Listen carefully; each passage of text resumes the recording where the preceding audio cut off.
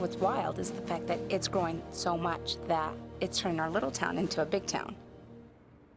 When she graduates this year, she'll probably have her first year of college accomplished. The most challenging time that I had was when my parents deployed to Iraq. Our minority kids achieve at the same level as our Caucasian kids. We exceed the state average in each and every category. We don't embrace programs in this district, we embrace practices. When students come here every day, they know it can be a constant world for them, and that's pretty tough when they have a parent serving in harm's way. I've learned so much. I think that all across the board, it's just really a great education.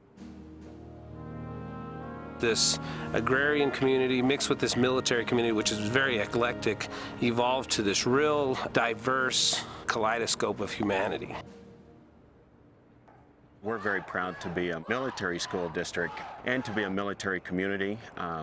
We know that it brings some special challenges, as we know that a number of our parents are in harm's way, and during wartime that can create a lot of distractions for not only the teachers but certainly a lot of distractions for the students as their parents are again in harm's way. I was in a classroom at the very first day of school last year, and a little kindergartner, oh, I could get emotional on this one. A little kindergartner had just lost his father, pilot.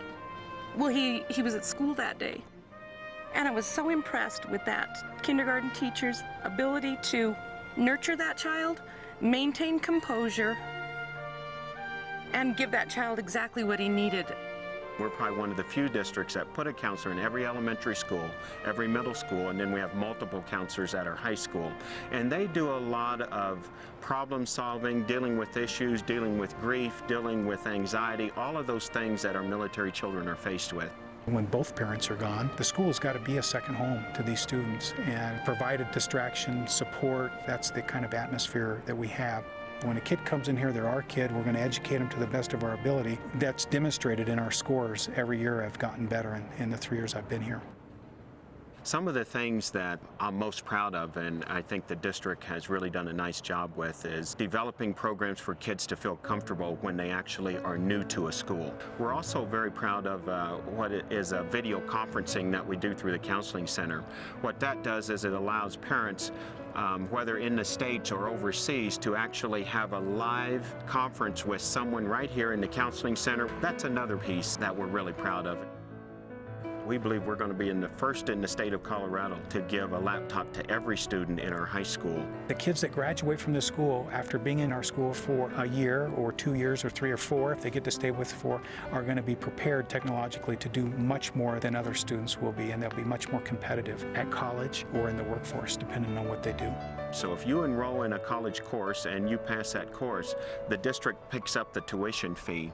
So many of our kids actually graduate from high school with 30 to 40 hours of college credit that has been accepted across the country. We're recognized for being #1 in the state for either narrowing or eliminating the achievement gap for minority youngsters. And then we also are listed as #1 in the state for narrowing or eliminating the achievement gap for low socioeconomic youngsters. Our graduation rate right now is about 97%. 5 years ago, the graduation rate was about 83%, so you can see the progress that has taken place. We believe we can graduate every kid in District 8, and we're not going to stop until we do it.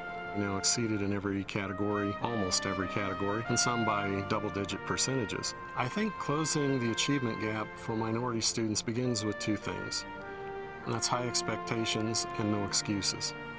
We've set in place high expectations, knowing that if children know what's expected of them, they'll achieve it, and they've done that. We're going to raise the bar because we really believe in you as students, in you as people.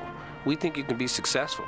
And by raising that bar, our kids just find great success. I mean, we're doing great things in this district for students, and what we need to do is to continue to keep that focus and keep that direction so it doesn't drift one way or the other, being distracted, so to speak, because we start to grow.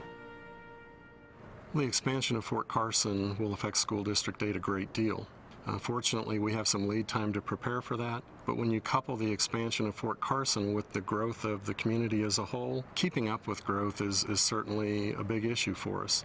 The district needs more money because we're going to grow, even predicted that we may grow double in size within 5 years. We're about a 6,000 student district. Within 5 years, there's a good chance that we'll be 10 to 12,000 students. But based on the potential of substantial growth, based on the troop realignment that's going to happen in the Colorado Springs area, and especially in our school district, it's going to be a little difficult to kind of stay up with some of the many needs that are going to come with the new growth. And so some of the financial issues that we'll be faced with are primarily around facilities. Will we be able to build enough schools and be able to equip the schools with state-of-the-art technology and those kind of pieces to accommodate all of the new children that we'll have with the new families moving to our community? So that's going to be a major issue for us. There also will be some need on hiring a number of new staff.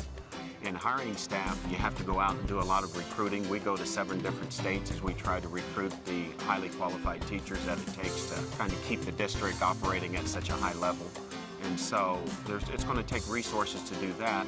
We try to provide the best facilities, and once you've done that, the thing that excites me the most about the staff is you only have to watch them engage students for a few minutes before you get the sense that they're not performing a job but pursuing a passion. It boils down that every child matters and our work matters. So we pay attention to each and every student, monitor their progress, celebrate their growth, and work on moving children to higher levels of performance on a daily basis.